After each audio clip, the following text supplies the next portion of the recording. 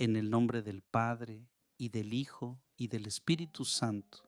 Amén. Dios te bendiga, Dios bendiga a toda tu familia. Es con alegría que estamos aquí para meditar en la palabra de Dios. Hoy quiero meditar contigo, este 24 de enero, quiero meditar contigo Marcos capítulo 1, versículo, o más bien, Marcos capítulo 4, versículos del 1 al 20.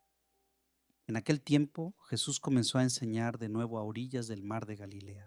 Una multitud muy grande se reunió alrededor de él, por lo que Jesús subió a un barco y se sentó.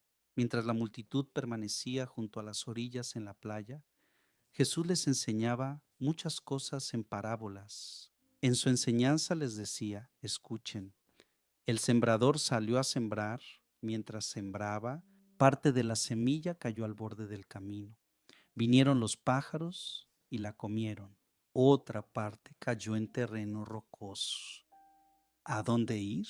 No había muchas tierras. Brotó rápidamente porque la tierra no era profunda, pero cuando salió el sol, se quemó y como no tenía raíz, se secó.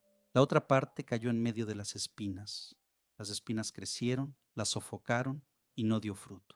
La otra parte cayó en buena tierra y dio fruto, que fue creciendo y aumentando, llegando a rendir 30, 60 y hasta 100 por uno. Jesús decía: quien tiene oídos para oír, oiga. Cuando se quedó solo, los que estaban con él, junto con los 12, preguntaron sobre las parábolas. Jesús les dijo: la voz se le dio el misterio del reino de Dios. Para los que están fuera, todo sucede en parábolas, para que miren pero no vean, escuchen pero no entiendan, para que no se conviertan y no sean perdonados.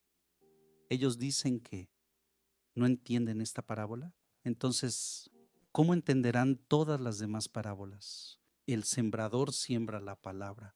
Los que están al borde del camino son aquellos en los que la palabra fue sembrada. Luego, al escucharla, llega Satanás y quita la palabra que se sembró en ellos. De la misma manera, los que recibieron la semilla en terreno pedregoso son aquellos que escuchan la palabra y rápidamente la reciben con alegría, pero no tienen raíz en sí mismos, son inconstantes. Cuando llega una tribulación o persecución por causa de la palabra, pronto se rinden. Otros reciben la semilla entre las espinas, son aquellos que escuchan la palabra, pero cuando surgen las preocupaciones del mundo, la ilusión de las riquezas y todos los demás deseos, ahogan la palabra y no produce fruto. Por último, aquellos que reciben la semilla en buen terreno son los que escuchan la palabra, la reciben, dan fruto, uno da 30, otro 60 y otro 100 por uno. Palabra de salvación. Gloria a ti, Señor. Amigos, esta palabra es tan importante porque la palabra de Dios es sembrada. Mira, el Evangelio lo dejó muy claro. Los que están al borde del camino son aquellos, o mejor, ¿dónde está aquí? ¿Dónde está aquí? Entonces, ¿cómo entenderás todas las demás palabras? El sembrador siembra la palabra. El sembrador es Dios. Él siembra esa palabra. Entonces, Y mira, para hemos todos. recibido una palabra.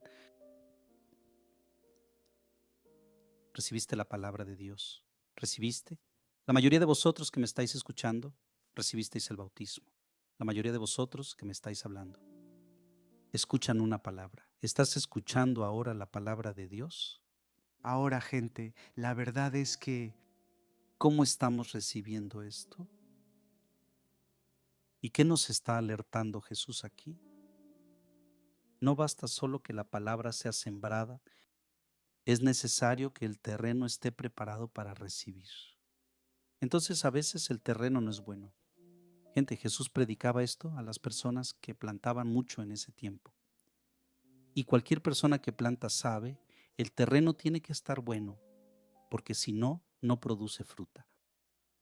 Entonces, ¿qué está pasando? Es que a veces nuestro terreno no está bueno y el Señor mostró las realidades que demuestran que la palabra no produce fruto en nosotros. Entonces, es necesario que esta palabra te haga a ti y a mí cuestionarnos.